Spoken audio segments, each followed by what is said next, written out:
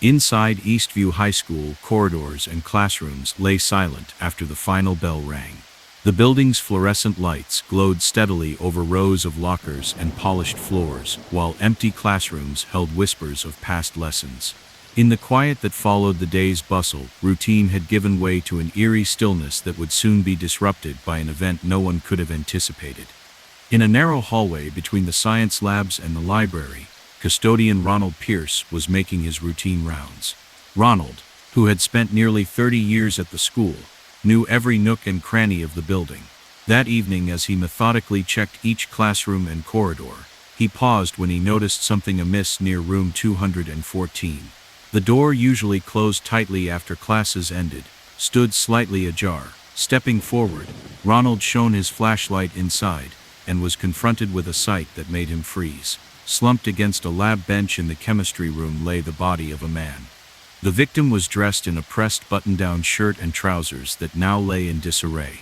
His face, once earnest and focused, was frozen in a final expression of shock and disbelief.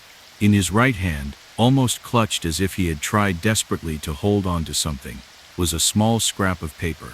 The paper's surface was streaked with smudged ink, forming a jumbled sequence of numbers and letters that offered no clear message at first glance. Ronald's heart pounded as he fumbled for his radio and whispered into it, There's been an incident in room 214. Within minutes, his call had summoned a flurry of activity, uniformed officers, forensic specialists, and investigators converging on the quiet chemistry lab. In the sterile, shadowed room, forensic experts moved with deliberate precision. Their cameras clicked as they documented every detail: the precise angle at which the victim lay on the scuffed tile floor, the faint impressions left by his shoes in a thin layer of chemical residue, and the small scrap of paper that seemed almost out of place amid the lab equipment.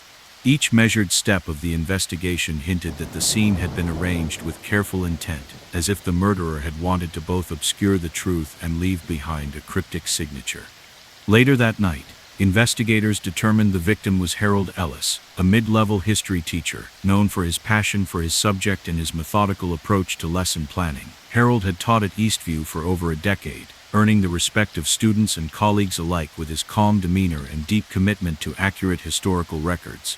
In private, however, he had become increasingly concerned about anomalies he'd discovered in the school's testing records and budget reports for extracurricular programs. Colleagues recalled that Harold had recently spent extra hours in his office, meticulously cross-referencing documents and rechecking figures that didn't quite add up.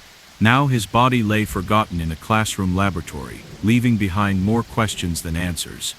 Detective Alicia Monroe, known for her unorthodox methods and uncanny attention to detail, was assigned to the case. Arriving at Eastview High in the hushed pre-dawn hours, Alicia moved through the empty corridors with deliberate care. Rather than rushing to secure a narrative, she allowed herself to observe every nuance: the steady hum of fluorescent lights, the soft echo of her own footsteps on linoleum floors, and the quiet rustle of discarded lab coats in the hallway. In the chemistry lab, where Harold's body had been found, Alicia knelt beside him and carefully removed the scrap of paper from his grasp. The paper, frayed at the edges and stained with smudged ink, bore a hastily scribbled string of numbers and letters that might have been a clue or perhaps a desperate final warning. Every detail was recorded in her notebook, for she believed that even the smallest fragment might unlock the mystery behind this brutal act. Instead of constructing an immediate linear timeline, Detective Monroe allowed the investigation to unfold in overlapping layers. Her first step was to speak with those who had been present at the school recently. In a quiet corner of the empty library, she found Marjorie Carter, a longtime administrative assistant. Marjorie recalled that earlier in the week, Harold had expressed frustration over discrepancies he'd found in the official records. He mentioned that something wasn't right with the testing scores, and that the funds allocated for the debate club and historical programs didn't match the receipts. Marjorie said softly, "He was normally so precise, so sure of what he was doing. Lately, though, he seemed almost haunted by it. I never imagined it would end like this." Marjorie's subdued tone and careful choice of words suggested that Harold's concerns extended far beyond typical administrative errors. They pointed to something more sinister brewing behind the scenes. Next, Alicia interviewed Raymond Ellis, No relation to the victim, a substitute teacher who had filled in for Harold on several occasions. Raymond recalled that during a recent faculty meeting, Harold had mentioned discovering small, persistent errors in the district's standardized test data. He said the figures were off by a few percent, something that seemed trivial at first, Raymond recounted, his voice low. But he was convinced that these errors were systematic, not accidental. He feared that someone was tampering with the records, and that it could affect the funding for essential programs. I brushed it off as overcautious, but now I wonder if he was onto something that no one else wanted to see. His words resonated with a subtle urgency, hinting at the possibility that Harold's investigation had uncovered a web of corruption that reached into the very core of the school's operations. Haunted by these testimonies, Detective Monroe obtained a warrant to search Harold's modest apartment, located in a worn building a few blocks from the school. The apartment was sparse. One small room with minimal furnishings, a threadbare sofa, a cluttered desk strewn with receipts, textbooks and personal mementos, and a narrow window that overlooked a busy urban street. The air held the faint aroma of stale coffee and old paper, a quiet reflection of a life dedicated to precision and passion for history. In a locked drawer of an antique desk, Alicia discovered Harold's personal journal, a leather-bound notebook whose cover was softened by years of careful use. The journal began as a mundane record of his daily routines, arrival times, notes on lesson plans, brief observations on student performance. But as the pages advanced, Harold's tone became increasingly troubled. In one entry written just 3 days before his death, he wrote, "I have found recurring discrepancies in the district's test score reports and in the budget records for extracurricular programs, small amounts missing, errors that add up over time.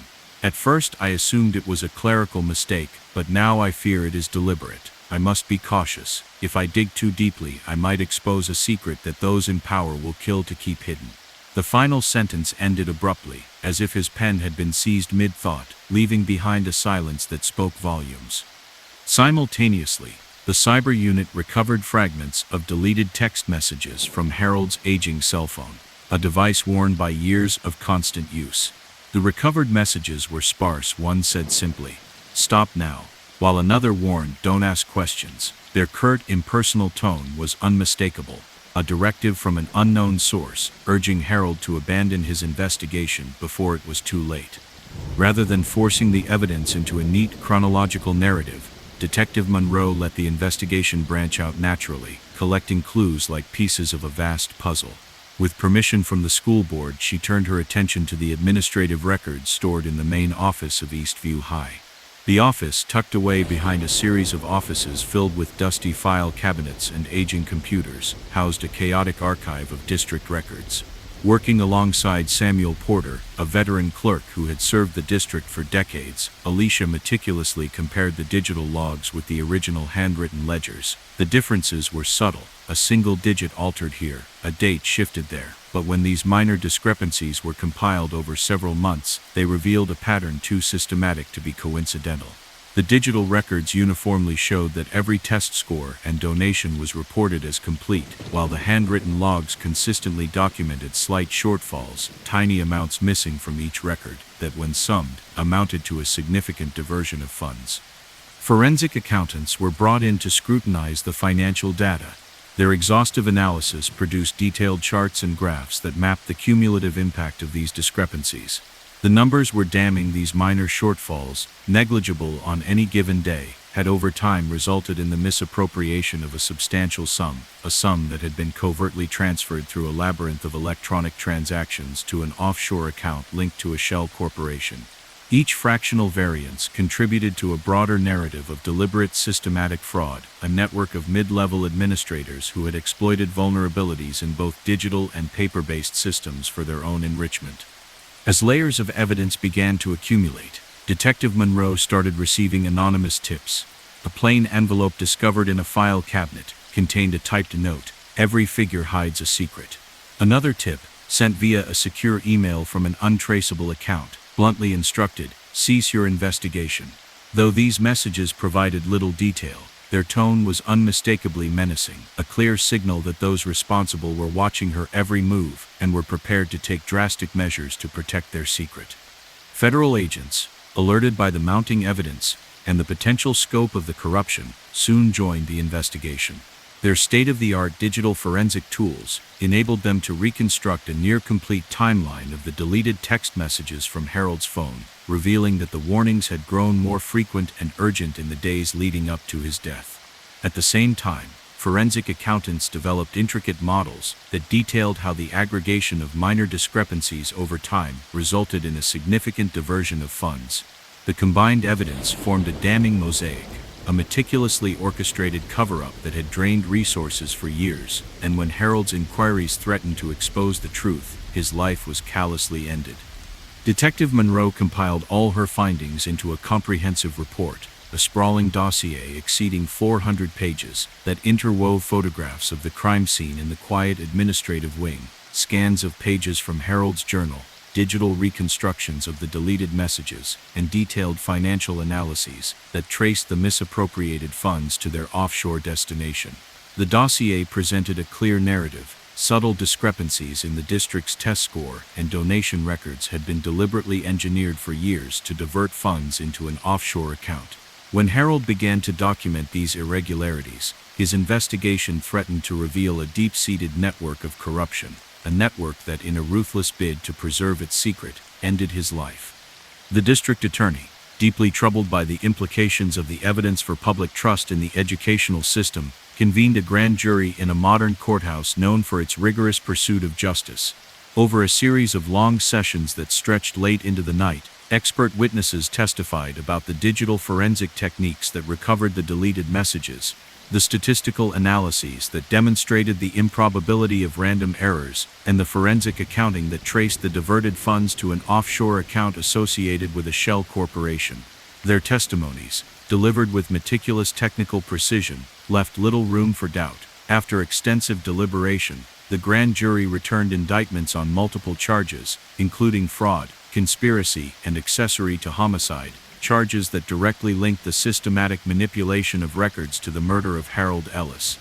The trial unfolded over several weeks in a bustling courtroom filled with teachers, school administrators, local residents, legal experts, and a throng of journalists. Federal prosecutors presented their case with unyielding clarity, interweaving digital reconstructions of the recovered text messages with detailed financial charts that illustrated how minute discrepancies, when aggregated over time, diverted a significant sum from the district's budget. A digital forensics expert took the stand, painstakingly explaining how each curt command, "Stop now, don't ask questions," had been reassembled into a continuous timeline that grew increasingly urgent as the investigation progressed. Forensic accountants unveiled intricate graphs that demonstrated how the accumulation of small errors produced a financial gap that could only be the product of deliberate, systematic fraud. Witness after witness testified about the gradual erosion of record integrity, a slow, almost imperceptible process that allowed corruption to infiltrate a system once considered beyond reproach. When Detective Monroe took the stand, her voice was measured yet heavy with personal grief. She recounted in precise detail the moment she discovered Harold's body in the quiet administrative corridor, how the cold, unyielding floor had sent a shiver up her spine, how the faint imprint of his shoes in a thin layer of condensation spoke of the finality of his departure, and how the fragile scrap of paper in his hand served as an enigmatic farewell. Her narrative wove together every fragment of evidence, from the altered digital logs and handwritten discrepancies to the recovered journal entries and stark text messages, forming an unassailable portrait of deliberate, systematic corruption. Every detail was delivered with care, leaving the courtroom in a reflective hush as the full weight of the betrayal was revealed. In the end, the grand jury's indictments led to the conviction of several mid-level administrators and technical operatives directly implicated in the fraudulent scheme. They received lengthy prison sentences, and their names were entered in public records as stark reminders of the consequences of abusing institutional trust. Still, many in the community felt that complete justice had not been achieved. The highest-ranking conspirators, the architects behind the diversion, managed to shield themselves through intricate legal defenses, and their identities remained largely hidden in the final verdicts. That lingering uncertainty cast a long shadow, a reminder that even when corruption is exposed, some secrets remain entrenched in the corridors of power. In the months that followed the trial, the school district was forced to confront a new era of accountability, under intense public scrutiny, and with independent auditors, meticulously examining every transaction. The district overhauled its digital record-keeping systems. New procedures were implemented that required real-time logging of every test score, every donation, and every administrative decision, all fortified with robust encryption and subject to regular public audits. Although these sweeping reforms could never undo the tragic loss of Harold Ellis, they stood as a firm commitment to transparency, a promise that no hidden discrepancy would again undermine public trust. Local media outlets, driven by a passion for investigative reporting, produced a series of documentaries and detailed articles that chronicled every facet of the case, from the quiet discovery in the administrative wing to the painstaking digital reconstructions that revealed a covert network of corruption. Public forums and community meetings sprang up in civic centers, where residents, educators, and civic leaders engaged in spirited discussions about the ethical responsibilities of data management and the need to safeguard public trust in education. The story of Harold Ellis, a dedicated teacher-administrator whose unwavering pursuit of truth cost him his life, became a symbol of accountability, galvanizing renewed efforts among community members to scrutinize every record and expose every hidden anomaly. For Detective Monroe, every new case was approached with the hard-earned lessons of this investigation firmly in mind. In the quiet hours before the courthouse reopened each day, in her modest office illuminated by a solitary desk lamp and the soft hum of her computer, she often revisited the recovered pages of Harold's journal and studied the reconstructed text messages with unwavering focus. Each tiny detail, a marginally altered number in a ledger, a curt directive from a deleted message, reminded her that persistent inquiry is the only path to unveiling corruption, and that even the smallest inconsistency can unravel a vast network of deceit. As the district resumed its routine, students engaging in classes, teachers diligently preparing lessons, and administrators managing the daily operations, the legacy of the investigation reshaped not only the internal processes of the school district, but also the broader community's commitment to accountability. The reformed digital systems, once vulnerable to subtle manipulation, now stood as exemplars of transparency, rigorously audited by independent experts and accessible to any concerned citizen. Ongoing discussions about ethical data management and the preservation of public trust became a recurring theme at local colleges and community centers, ensuring that the lessons from Harold Ellis's tragic fate would inspire vigilance for years to come. This case, woven from digital clues, detailed financial analyses, and the relentless determination of an investigator who refused to overlook even the minute's detail, was more than a recounting of a single murder or a series of minor discrepancies. It was a deep dive into the heart of modern corruption, a mosaic of hidden errors and deliberate omissions that revealed how even a well-respected institution could be undermined from within. The sweeping reforms that followed, the increased vigilance among administrators, and the collective resolve of the community to question every anomaly became a lasting testament to the power of truth. And as the automatic doors of Eastview School District opened each day to a new chapter of learning and progress, the memory of Harold Ellis persisted, a quiet but unyielding call to examine every detail, challenge every inconsistency, and ensure that justice and transparency remain the true foundations of education.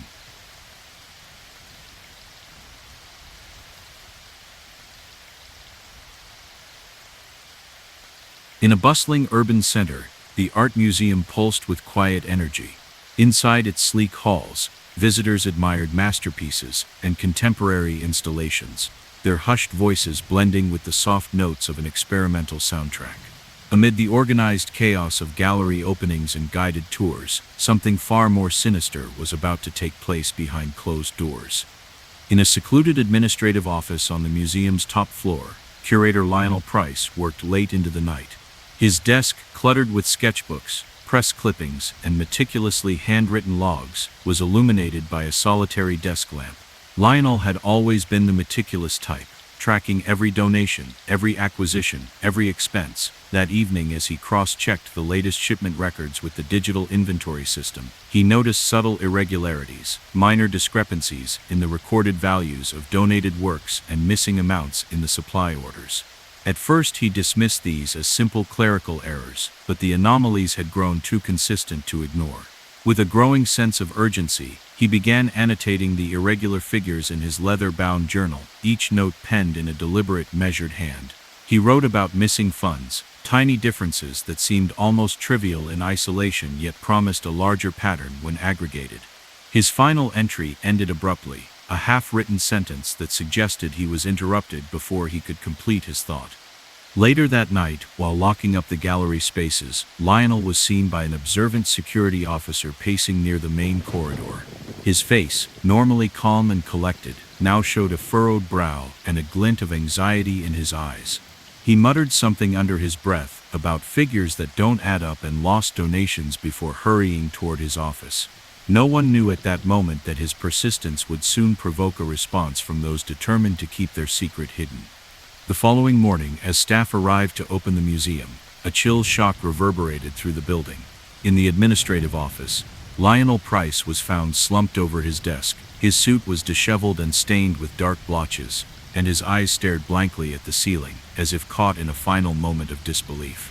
Clutched in his right hand was a small scrap of paper, its once sharp ink now blurred by a mix of perspiration and a light drizzle that had seeped in overnight. The note contained a cryptic jumble of numbers and letters that offered no immediate explanation. The scene sent ripples of disbelief through the museum staff. How could the man known for his diligence and precision meet such a tragic end? Detective Serena Kim was assigned to the case. Known for her ability to see beyond the obvious, Serena arrived at the museum with a quiet determination. Instead of racing to piece together a timeline, she spent time absorbing the setting, the modern lines of polished granite, the reflective surfaces of glass display cases, the murmurs of staff still reeling from the shock, and the soft click of surveillance cameras tracking every movement. In the sparse administrative office, Serena knelt beside Lionel's motionless form. Carefully, she retrieved the scrap of paper from his grasp. Its edges were frayed, and the hurried characters hinted at a final desperate attempt at communication, a plea or perhaps a clue left by a man who knew too much. Every detail was recorded in her notebook: the angle at which Lionel had collapsed, the faint prints of his shoes on the cold floor, and even the subtle smell of old paper mixed with the sterile tang of disinfectant. Serena's first course of action was to gather testimonies from those who had interacted with Lionel in the days leading up to his death. In the main lobby of the museum, where the soft hum of conversation mingled with the distant echoes of a guided tour, she met with Marissa Lee, a long-time administrative assistant.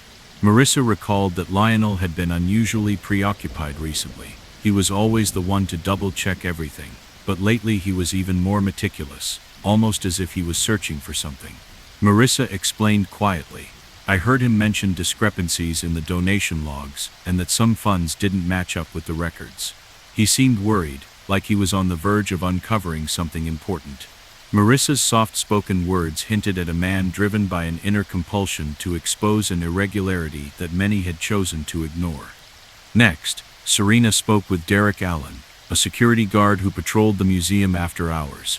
Derek remembered seeing Lionel pacing in a corridor near the staff lounge, his expression tense and alert. "I noticed he was checking his phone and scribbling notes in his journal more than usual," Derek said, his tone reflective. He kept muttering about lost figures and missing donations, as if he was following a trail that no one else could see. "I didn't think much of it then, but now it looks like he might have been onto something that put him in danger." Derek's testimony added a note of urgency to the investigation, suggesting that Lionel's own inquiries might have uncovered a deliberate cover-up. Compelled by the testimonies, Detective Kim obtained a warrant to search Lionel Price's modest apartment. The apartment was simple: a one-bedroom unit with sparse furnishings, a faded couch, a cluttered desk stacked with old invoices and receipts, and a narrow window overlooking the busy street below. The scent of stale coffee and aged paper hung in the air, a quiet reminder of a life dedicated to careful record-keeping. In a locked drawer of an antique desk, Serena discovered Lionel's personal journal. Its early pages were filled with routine entries detailing his daily tasks, observations about shipments, and brief notes on the museum's operations. However, as the days advanced, his entries became tinged with anxiety. In one entry dated 3 days before his death, he wrote, "Discrepancies in the donation records, small amounts missing from every transaction. They add up to something significant. I fear that someone with access is siphoning off funds for personal gain." If I continue, I risk uncovering a secret that could cost me everything. The entry ended abruptly, as if interrupted mid-sentence, leaving a chilling void that resonated with foreboding. Meanwhile, the cyber unit managed to recover fragments of deleted text messages from Lionel's aging cell phone, a device with a cracked screen and keys worn smooth by years of use. The recovered messages were sparse and direct. One simply stated, "Stop now," while another warned, "Don't ask questions." Their blunt, unemotional tone left no doubt. Someone had tried to dissuade Lionel from his investigation, and those warnings had gone unheeded. Rather than forcing the evidence into a linear narrative immediately, Detective Kim allowed her investigation to expand organically. With the cooperation of the museum's board of directors, she turned her attention to the administrative records stored in the hidden archives of the institution.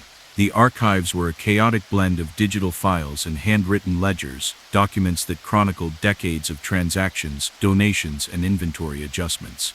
Working side by side with Harold Simmons, a veteran records clerk whose experience spanned over 40 years, Serena meticulously compared the digital logs with the original paper records. The differences were subtle. A single digit changed here, a date altered there, but when compiled over a period of several months, they revealed a pattern too systematic to be dismissed as mere oversight. The digital logs consistently indicated that every shipment was complete, while the handwritten records consistently documented minor shortfalls, tiny amounts missing from each entry that, when summed, amounted to a significant diversion of funds. Forensic accountants were brought in to scrutinize the financial data. Their rigorous analysis produced detailed charts and graphs that mapped the cumulative effect of these discrepancies. The numbers were damning. These minor shortfalls, insignificant on any given day, had over time resulted in the misappropriation of a substantial sum, a sum that had been funneled through a series of electronic transfers to an offshore account associated with a shell corporation. Every fractional variance contributed to a broader narrative of deliberate systematic fraud, a network of mid-level administrators who had exploited vulnerabilities in both digital and paper-based systems for personal gain. As layers of evidence accumulated, Detective Kim began receiving anonymous tips. A plain envelope, discovered tucked behind a filing cabinet in the archives, contained a typed note that read, "Every figure holds a secret." Another tip arrived via a secure email from an untraceable source. "Cease your investigation." Although these messages offered little detail, their tone was unmistakably threatening, a clear indication that those behind the scheme were monitoring her every move and were prepared to act to preserve their secret. Federal agents, alerted by the mounting evidence and the potential breadth of the corruption, soon joined the investigation. Their advanced digital forensic tools allowed them to reconstruct a nearly complete timeline of the deleted text messages from Lionel's phone, revealing that the warnings had grown increasingly urgent in the final days before his death. Concurrently, forensic accountants developed intricate models that detailed how the aggregation of minor discrepancies over time resulted in a significant diversion of funds. The combined evidence formed an inescapable mosaic, a meticulously orchestrated cover-up that had siphoned off resources for years, and when Lionel's investigation threatened to expose the truth, his life was callously taken. Detective Kim compiled all her findings into a comprehensive report, a sprawling dossier of over 400 pages interwoven with photographs of the quiet archives, scans of pages from Lionel's journal, digital reconstructions of the deleted messages, and detailed financial analyses that traced the misappropriated funds to their offshore destination. The dossier presented a clear narrative. Subtle discrepancies in the museum's donation and supply records had been deliberately engineered over time to divert funds into an offshore account. When Lionel began to document these irregularities, his inquiry threatened to expose a deep-seated network of corruption, a network that, in a ruthless bid to preserve its secret, ended his life. The district attorney, disturbed by the implications for public trust and the integrity of the institution, convened a grand jury in a modern courthouse known for its rigorous pursuit of justice. Over a series of marathon sessions that stretched late into the night, expert witnesses testified about the digital forensic techniques that recovered the deleted messages, the statistical analyses that demonstrated the improbability of the discrepancies being mere errors, and the forensic accounting that traced the diverted funds to an offshore account linked to a shell corporation. Their testimonies, delivered with precise technical language, left little room for doubt. After extensive deliberation, The grand jury returned indictments on multiple charges, including fraud, conspiracy, and accessory to homicide, charges that directly linked the systematic manipulation of records to the murder of Lionel Price. The trial spanned several weeks in a bustling courtroom filled with museum staff, legal experts, local residents, and a steady stream of journalists. Federal prosecutors presented their case with clarity, interweaving digital reconstructions of the recovered text messages with detailed financial charts that illustrated how minute discrepancies, when aggregated, diverted a significant sum of money from the museum's operating budget. A digital forensics expert took the stand and meticulously explained how each curt command "stop now, don't ask questions" had been reassembled into a continuous timeline that grew in urgency as the investigation advanced. Forensic accountants unveiled intricate graphs that demonstrated how the cumulative effect of minor errors resulted in a financial gap that could only be explained by deliberate, systematic fraud. Witness after witness recounted how the integrity of the records had gradually eroded, a slow, almost imperceptible process that allowed corruption to take root in a system once revered for its transparency. When Detective Kim finally took the stand, her voice was steady but imbued with personal sorrow. She detailed with careful precision the moment she discovered Lionel's body in the silent archives, the cold, unyielding floor, the faint trace of his shoes on a film of dust, and the delicate scrap of paper that had been his final desperate attempt to communicate. Her testimony wove together every piece of evidence, from the altered digital logs and handwritten discrepancies to the recovered journal entries and stark text messages, forming a portrait of deliberate, systematic corruption that left the courtroom in a reflective hush. The grand jury's indictments ultimately resulted in the conviction of several mid-level administrators and technical operatives implicated in the fraudulent scheme. They received lengthy prison sentences, and their names were etched in public records as stark warnings against the abuse of institutional trust. Yet, for many in the community, a sense of incomplete justice persisted. The highest-ranking conspirators, the orchestrators behind the diversion, managed to elude full exposure through intricate legal defenses, and their identities remained largely obscured in the final verdicts. This unresolved ambiguity cast a lingering shadow, a reminder that even when significant corruption is unmasked, some secrets remain hidden in the recesses of power. In the wake of the trial, the museum's leadership was compelled to initiate a sweeping overhaul of its digital record-keeping systems. Under the watchful eye of independent auditors and amid relentless public scrutiny, new protocols were instituted that required real-time logging of every donation, supply order, and administrative decision, fortified by robust encryption measures and subject to regular public audits. Although these reforms could never restore the life lost, they stood as a resolute commitment to transparency, a promise that no hidden discrepancy would ever again undermine the institution's integrity. Local media outlets, driven by a passion for investigative reporting, produced a series of documentaries and in-depth articles that meticulously chronicled every facet of the case, from the quiet discovery in the hidden archives to the painstaking digital reconstructions that exposed a covert network of corruption. Community meetings and town halls emerged in neighborhood centers, where residents, scholars, and civic leaders engaged in animated discussions about the ethical responsibilities of data management and the importance of preserving public trust. The story of Lionel Price, a dedicated curator whose relentless pursuit of truth cost him his life, became a rallying cry for accountability, galvanizing renewed efforts among community members to scrutinize every record and confront every hidden anomaly. For Detective Kim, each new investigation was approached with the lessons of this case firmly in mind. In the quiet hours of the night, in her modest workspace lit by a single desk lamp and accompanied by the soft hum of her computer, she often revisited the recovered pages of Lionel's journal and scrutinized the reconstructed text messages with unwavering determination. Each tiny detail, a marginal change in a ledger, a terse directive from a deleted message, served as a constant reminder that persistent inquiry is indispensable and that even the smallest inconsistency can unravel vast networks of corruption. As the museum resumed its daily operations, visitors exploring galleries filled with art that spanned centuries, staff carefully curating collections for a new generation, and the ambient sound of quiet footsteps echoing through polished halls, the legacy of the investigation transformed not only the internal workings of the institution, but also the broader community's commitment to accountability. The reformed digital systems, once vulnerable to subtle manipulation, now stood as beacons of transparency, rigorously audited by independent experts and accessible to any concerned citizen. Regular dialogues about ethical data management and the safeguarding of public trust became a staple at local universities and cultural centers, ensuring that the lessons from Lionel Price's tragic fate would inspire vigilance for years to come.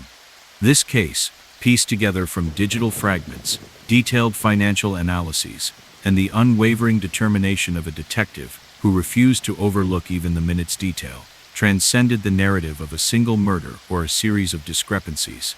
It revealed the intricate web of modern corruption, a mosaic of deliberate errors and concealed omissions that exposed how even the most revered institutions could be undermined from within. The reforms that followed, the increased vigilance among staff, and the community's collective commitment to scrutinize every record became a lasting testament to the power of truth.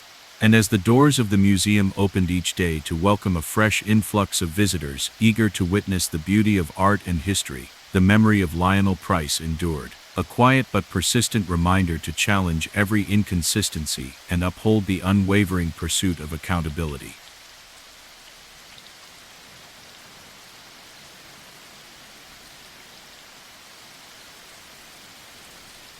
Inside the abandoned sports arena, a relic of a once thriving stadium now repurposed as a community center, a quiet disquiet had begun to take root.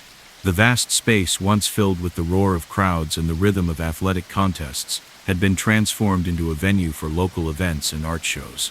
Empty seats, worn smooth by decades of use, faced a giant video screen that now displayed community announcements instead of game highlights. In the silence of the after-hours facility, routine maintenance and a few stray visitors mingled with the echoes of past glory. Yet beneath this veneer of reinvention, a secret was gathering momentum, one that would expose the dark undercurrents in a place many had come to regard with nostalgia and trust. Marcus Alvarez, the facility's longtime maintenance supervisor, was making his customary rounds late one evening.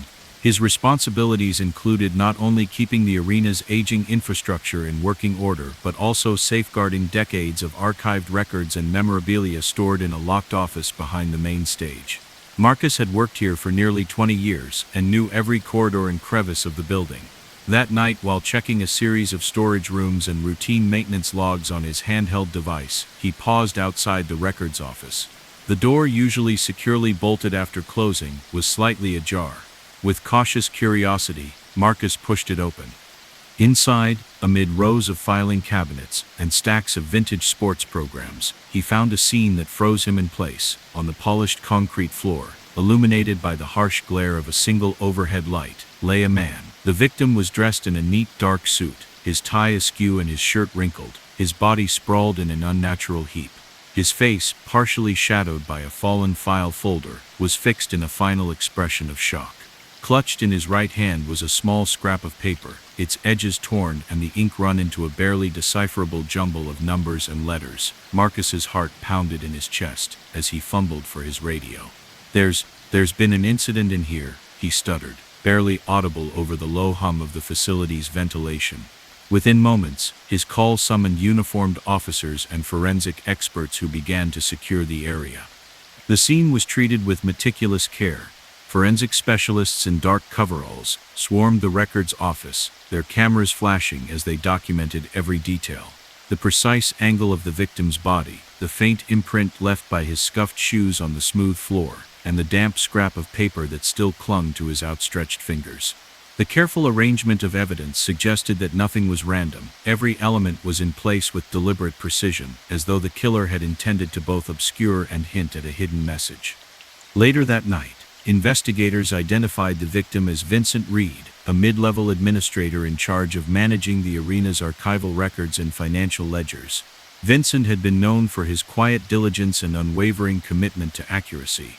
Colleagues described him as a man who maintained every file with obsessive care and whose gentle demeanor belied a relentless drive for truth. Recently, however, Vincent had grown increasingly preoccupied.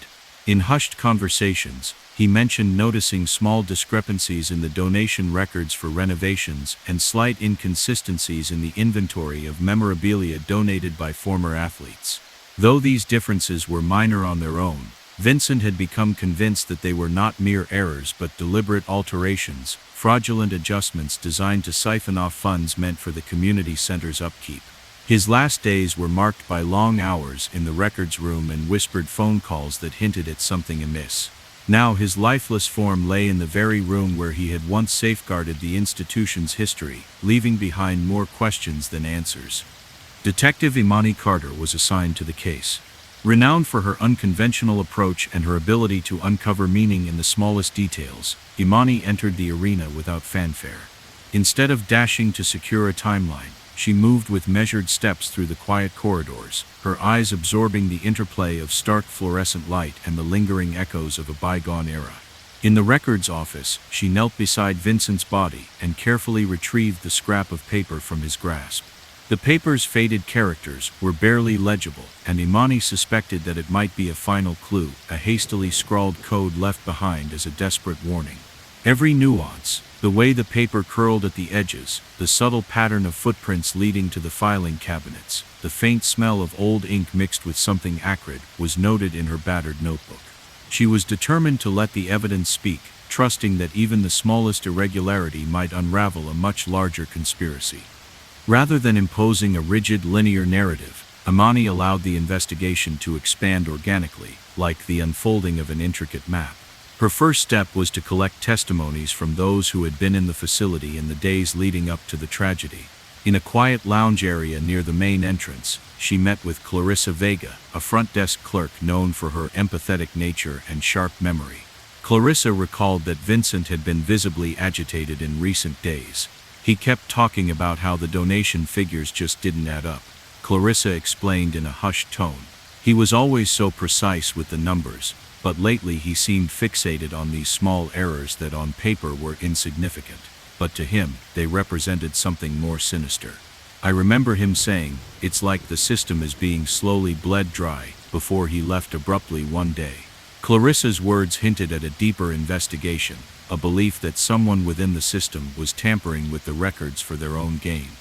Next, Imani interviewed Devin King, a custodian who roamed the facility after hours. Devin recalled that he had seen Vincent in a private conversation with a well-dressed man near the administrative wing. "I wasn't sure what they were discussing," Devin said, his voice low. But Vincent's face was tense, and I remember him glancing nervously at his phone before the man left. It looked like Vincent was trying to warn someone, or maybe even gather evidence against someone powerful. Devin's account added an element of urgency to the case, suggesting that Vincent's inquiries might have entangled him with influential figures who did not want the truth to emerge. Haunted by these fragments of recollection, Detective Carter obtained a warrant to search Vincent Reed's modest apartment, located in a worn building just a few blocks from the arena.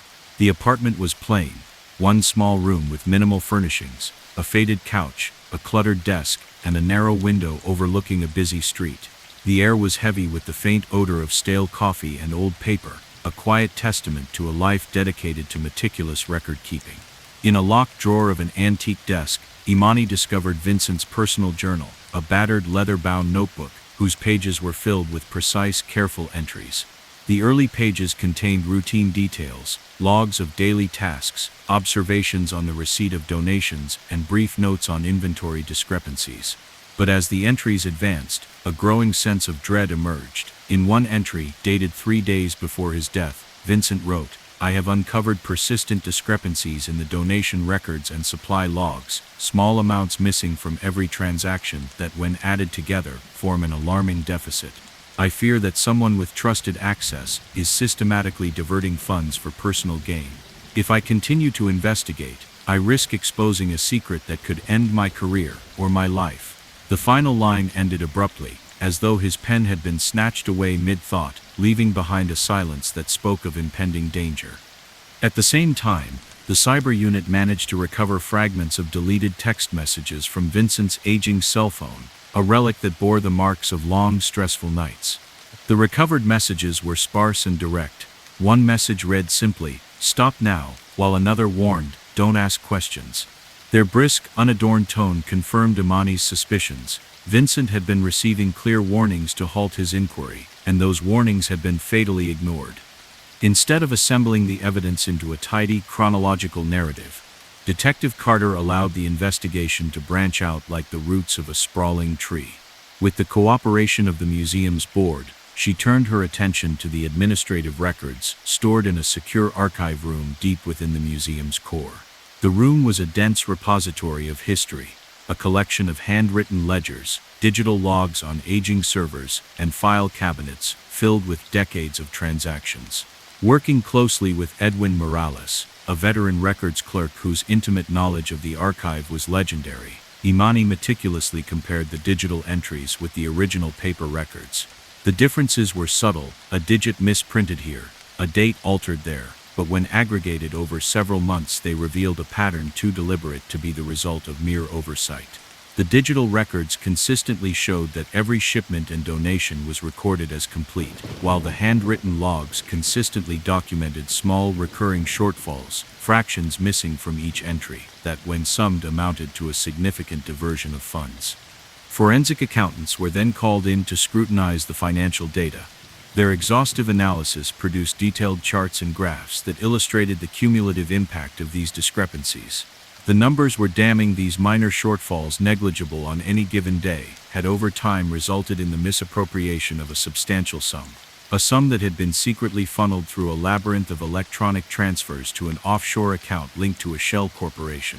Every minute difference contributed to a larger narrative of deliberate, systematic fraud, a network of mid-level administrators who had exploited vulnerabilities in both digital and paper-based systems for their own enrichment. As layers of evidence continued to mount, Detective Carter began receiving anonymous tips. A plain envelope, found tucked away behind a row of file cabinets in the archive room, contained a typed note that simply read, "Every figure hides a secret." Another tip, sent via a secure email from an untraceable address, urged her to cease your investigation immediately. Though these messages offered few details, their tone was unmistakably menacing, a clear indication that those responsible were closely monitoring her progress and would not hesitate to silence further inquiries. Federal agents, alerted to the potential breadth of the corruption, soon joined the investigation with cutting-edge digital forensic tools. They painstakingly reconstructed a nearly complete timeline of the deleted text messages from Vincent's phone, revealing that the warnings had grown increasingly urgent in the final days before his death. Concurrently, forensic accountants developed intricate models that detailed how the incremental misappropriation of funds, when aggregated over time, resulted in a significant diversion from the museum's budget. The combined evidence formed an inescapable mosaic, a carefully orchestrated cover-up that had drained resources for years, and when Vincent's investigation threatened to expose the truth, his life was brutally ended. Detective Carter compiled all her findings into an extensive report, a sprawling dossier of over 400 pages, interwoven with photographs of the silent archive room, scans of pages from Vincent's journal, digital reconstructions of the deleted text messages, and detailed financial analyses that traced the diverted funds to an offshore destination. The dossier presented a coherent narrative. For years, subtle discrepancies in the museum's donation and supply records had been engineered deliberately to divert funds into an offshore account. When Vincent began to document these irregularities, his inquiry exposed a deep-seated network of corruption, a network that, in a ruthless bid to protect its secret, ended his life. The district attorney, deeply disturbed by the implications for public trust and institutional integrity, convened a grand jury in a modern courthouse renowned for its rigorous commitment to justice. Over a series of marathon sessions that stretched late into the night, expert witnesses testified about the digital forensic techniques that recovered the deleted messages, the statistical analyses that proved the discrepancies were far too systematic to be accidental, and the forensic accounting that traced the misappropriated funds to an offshore account associated with a shell corporation.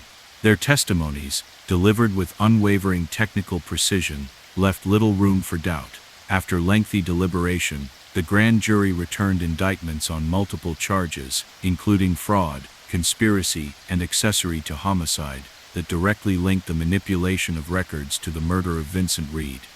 The trial unfolded over several weeks in a bustling courtroom filled with museum staff, local residents, legal scholars, and an array of journalists, Federal prosecutors presented their case with clear, methodical explanations, interweaving digital reconstructions of the recovered text messages with detailed financial charts that illustrated how minor discrepancies, when aggregated, diverted a significant sum from the institution's budget. A digital forensics expert took the stand and meticulously explained how each terse command, "Stop now, don't ask questions," had been reassembled into a continuous timeline that escalated in urgency as the investigation progressed. Forensic accountants unveiled elaborate graphs that demonstrated how the accumulation of minor errors resulted in a financial gap that could only be the product of deliberate, systematic fraud. Multiple witnesses testified about the gradual erosion of record integrity, a slow, imperceptible process that allowed corruption to take root in a system once revered for its transparency. When Detective Carter finally testified, her voice was calm but filled with personal sorrow.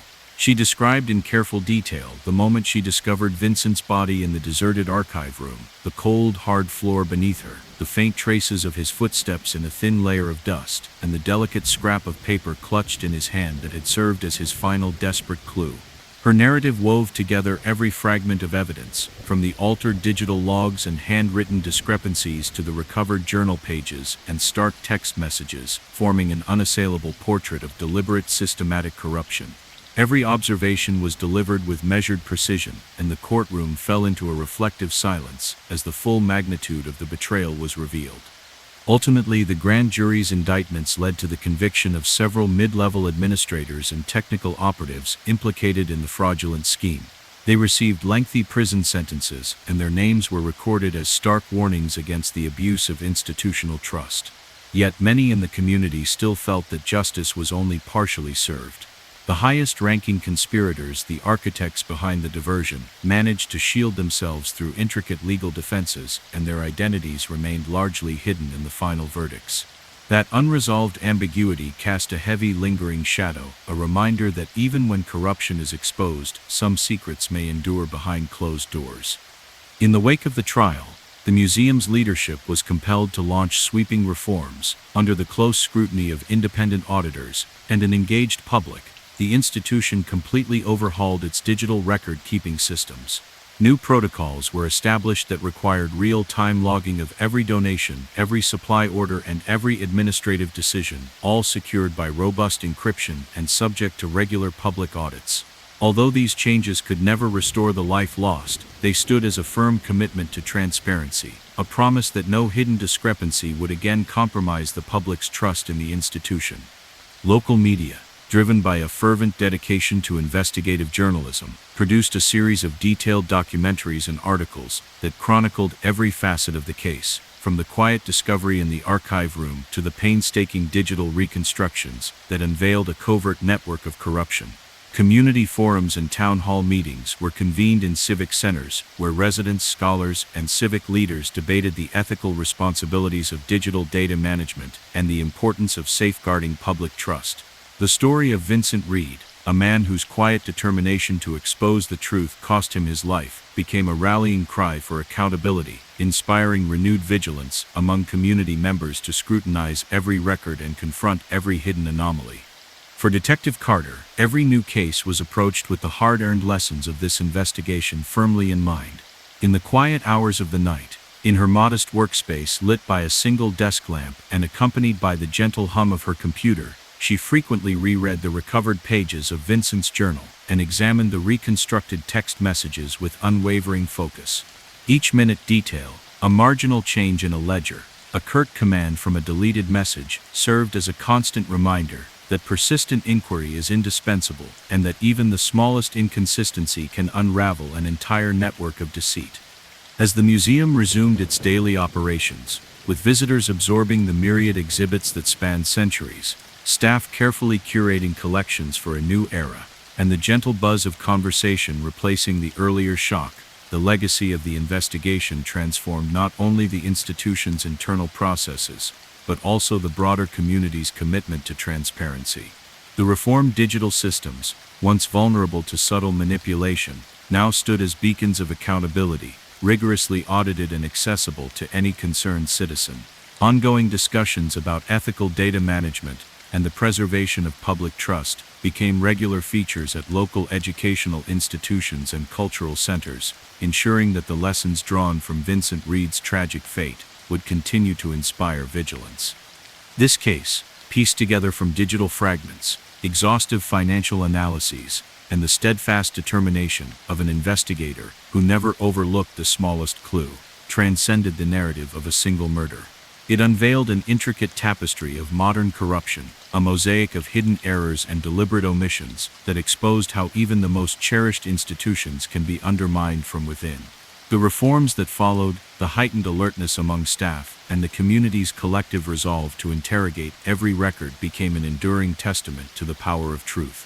And as the automatic doors of the museum swung open each day to welcome a new wave of curious minds, the memory of Vincent Reed persisted, a subtle yet unwavering challenge to scrutinize every detail and ensure that integrity remains the cornerstone of the cultural legacy.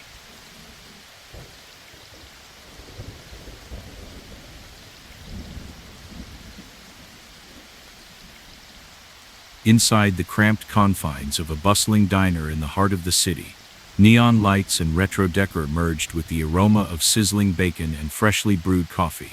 The place, once a refuge for weary workers and late-night wanderers, had long been a cherished local institution. Tonight, however, amid the clink of cutlery and the hum of low conversation, an unexpected act would shatter its familiar rhythm and send ripples of shock throughout the community. In a quiet booth near the kitchen entrance, longtime cook and night supervisor Elijah Ward was performing his usual closing duties. With practiced efficiency, he wiped down tables, restocked condiments, and adjusted the faded vinyl seats. As he passed by the narrow corridor that led to the staff break room, his eyes caught a detail that made his breath catch, a dark, unmoving shape on the scuffed linoleum floor. Stepping closer, Elijah shone his flashlight into the gap between the booths and discovered a scene that defied all normal expectations. A man lay motionless, sprawled against the wall, his once crisp diner uniform, now disordered and stained with dark blotches. His eyes, frozen in a final, terrified stare, were fixed on a point beyond the reach of the harsh overhead lights. Clutched tightly in his right hand was a small scrap of paper, its edges torn and ink smeared into a barely legible jumble of numbers and letters. With shaking hands, Elijah fumbled for his radio and called out, voice barely more than a whisper, There's been an incident back here." Within minutes, his report had summoned uniformed officers and forensic specialists to the scene. The diner, normally abuzz with the chatter of regulars and the clatter of dishes, fell into a tense hush as investigators swarmed the area. Forensic experts, clad in dark coveralls, moved deliberately through the narrow hallway.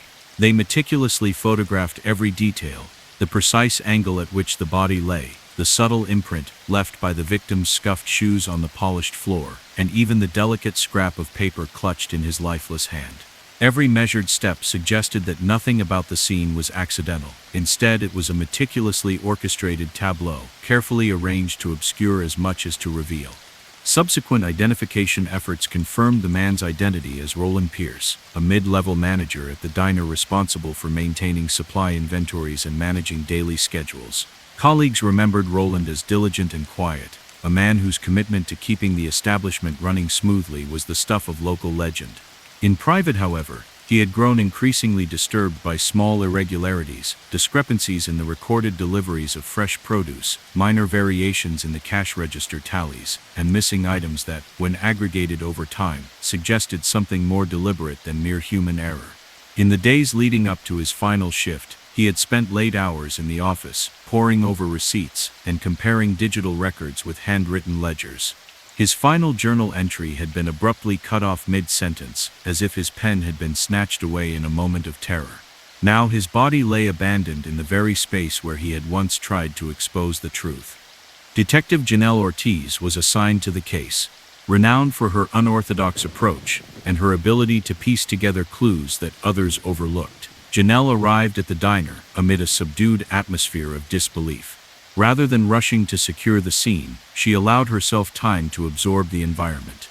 The flickering neon sign reflecting off chipped Formica counters, the soft murmur of a few late patrons lingering in the background, the faint aroma of coffee mingling with the lingering tang of something metallic and cold.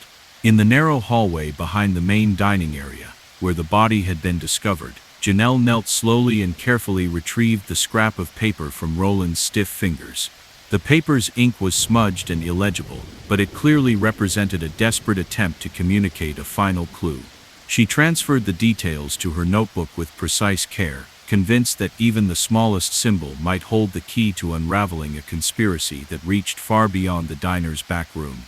Rather than forcing the narrative into a simple sequence of events, Detective Ortiz allowed her investigation to unfold in overlapping layers, piecing together fragments of testimony, physical evidence, and digital traces. Her first step was to interview those who had been present in the diner during the hours leading up to the discovery. At the counter, she met with Miranda Lee, a waitress with a warm smile that belied an observant mind. Miranda recalled that earlier in the evening, as the lunch rush had died down, she had noticed Roland speaking in hushed tones with a delivery driver near the loading dock. He looked agitated, more so than usual, Miranda said softly. I overheard him mention something about figures not matching up in the invoices, and he seemed fixated on a particular discrepancy in the supply orders. I assumed it was just a routine mix-up at first, but now I worry he was onto something much more serious. Miranda's recollections painted a picture of a man driven by a quiet urgency, one whose meticulous nature had led him to uncover a troubling pattern. Next, Janelle spoke with Trevor Mills, a longtime regular at the diner who often lingered for late-night coffee and conversation. Trevor remembered that a few days before the incident, he had seen Roland poring over a stack of documents behind the counter, his face etched with concern. He was always so precise about the numbers, Trevor recalled, his voice subdued. But then I noticed he was checking his phone more frequently and seemed to be arguing quietly with someone on the other end of the line. I thought it was just work stress, but in hindsight it appears he was in deep trouble. Trevor's account added a sense of foreboding to the unfolding narrative, hinting that Roland's investigation might have ruffled feathers among those who preferred the status quo. Compelled by the mounting testimonies, Detective Ortiz obtained a warrant to search Roland's modest apartment, a small functional space in a nondescript building near the diner. The apartment was unadorned, a single room with a functional bed, a cluttered desk piled high with papers and receipts, and a narrow window that overlooked the city's busy streets. The air was heavy with the scent of stale coffee and the must of aged paper, a quiet testament to a life defined by routine and scrupulous attention to detail. In a locked drawer of an old wooden desk, Janelle discovered Roland's personal journal, a worn leather-bound notebook whose pages were filled with careful entries. The early pages recorded his daily schedule and routine inventory checks, but as the days wore on, his writing became increasingly anxious.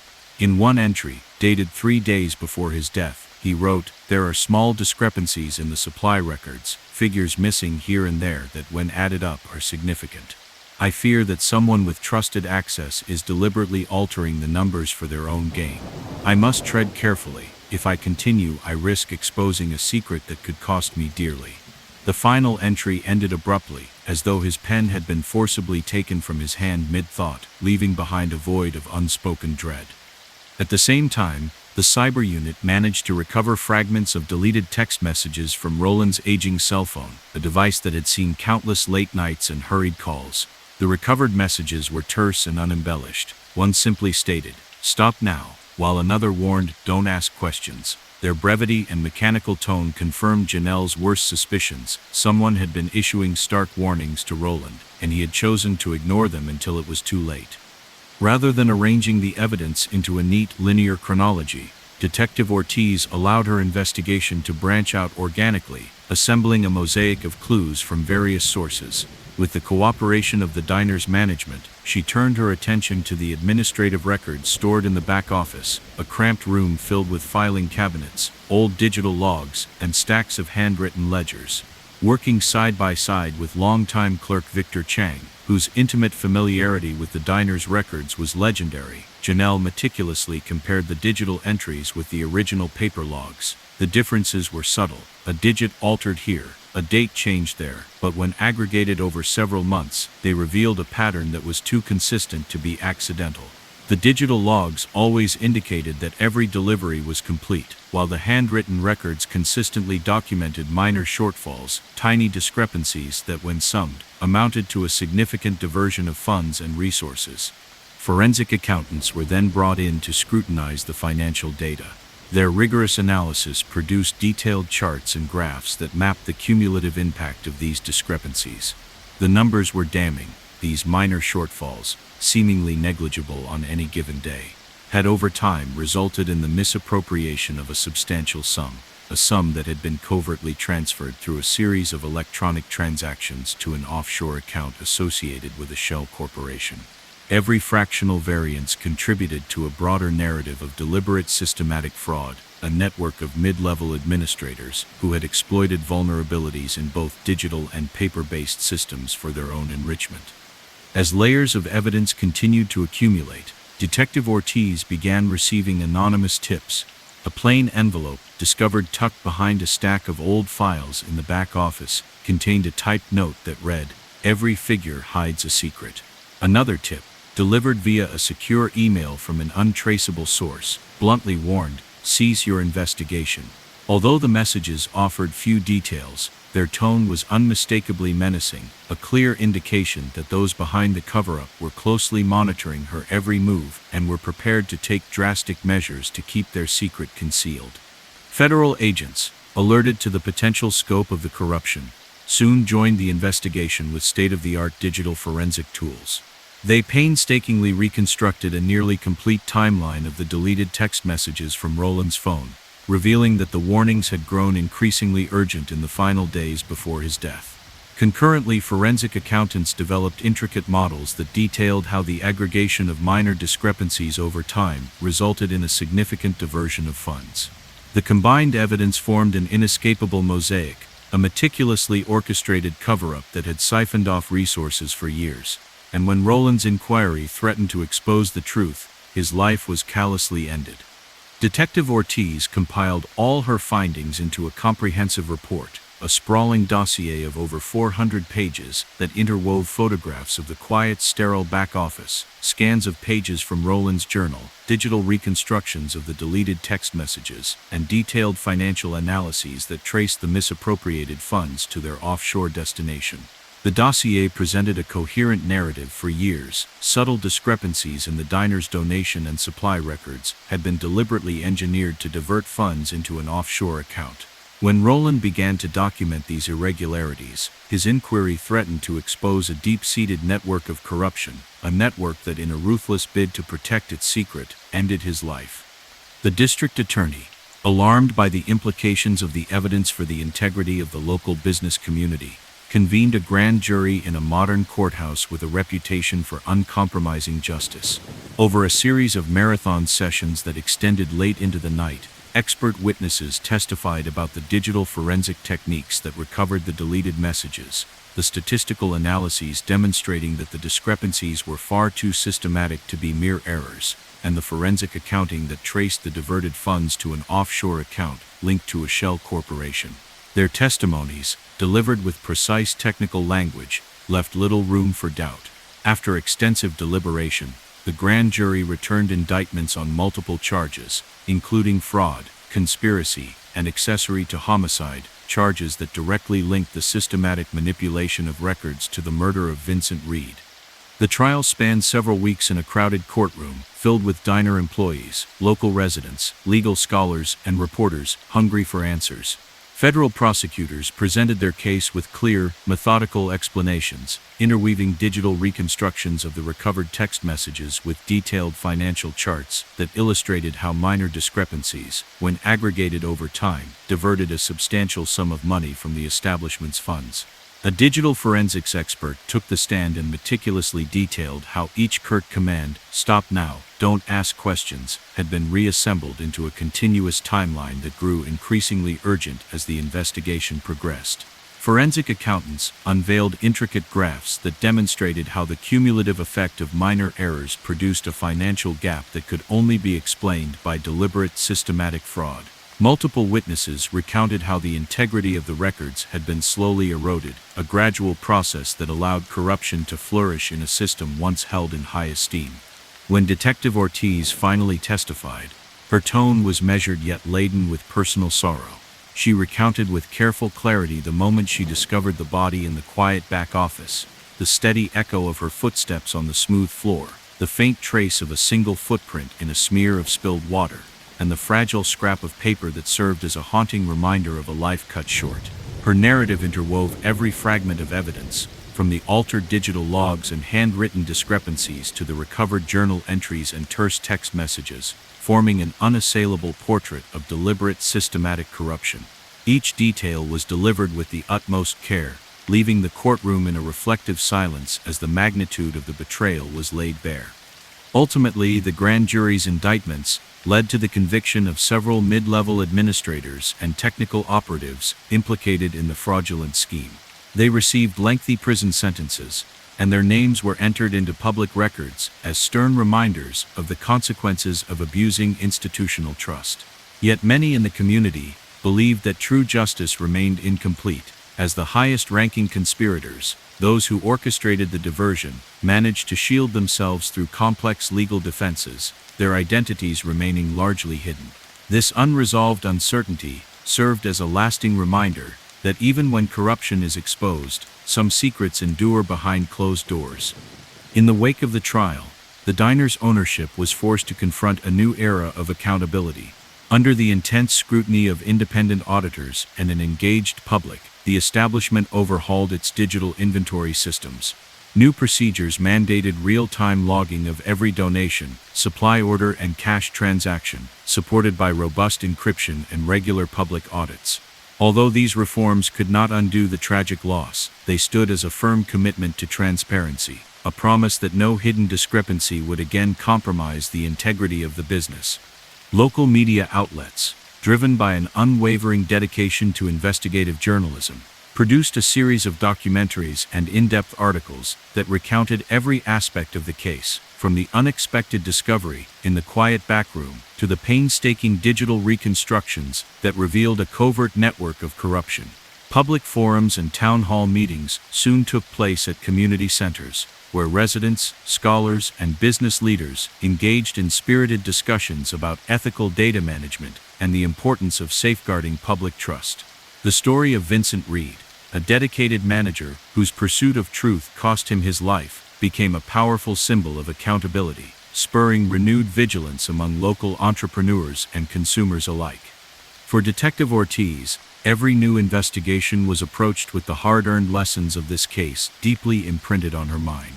In the quiet hours before the diner reopened each day, in her modest office illuminated by a single desk lamp and accompanied by the soft hum of her computer, she frequently reread the recovered pages of Vincent's journal and meticulously examined the reconstructed text messages. Each minute detail, a marginal difference in a ledger, a curt directive from a deleted message, served as a constant reminder that unwavering inquiry is essential and that even the smallest inconsistency can unlock vast networks of deceit. As the diner gradually regained its footing, a steady stream of regular customers returning, new staff eager to learn from past mistakes, and the ambient buzz of conversation filling the space, the legacy of the investigation reshaped not only the establishment's internal processes, but also the broader community's commitment to transparency. The reformed digital systems, once vulnerable to subtle manipulation, now stood as models of accountability, rigorously audited by independent experts and available for any concerned citizen to inspect. Ongoing dialogues about ethical data management and the preservation of institutional integrity became a recurring theme at local business workshops and community colleges, ensuring that the hard lessons learned from Vincent Reed's untimely demise would continue to inspire vigilance for years to come. This case, assembled from digital clues, detailed financial analyses, and the tireless determination of an investigator who refused to overlook even the smallest detail, transcended the simple narrative of a single murder. It revealed an intricate network of modern corruption, a mosaic of hidden errors and deliberate omissions that showed how even a trusted establishment could be subverted from within. The sweeping reforms that followed, the heightened alertness among staff, and the community's collective resolve to scrutinize every record became a lasting testament to the power of truth.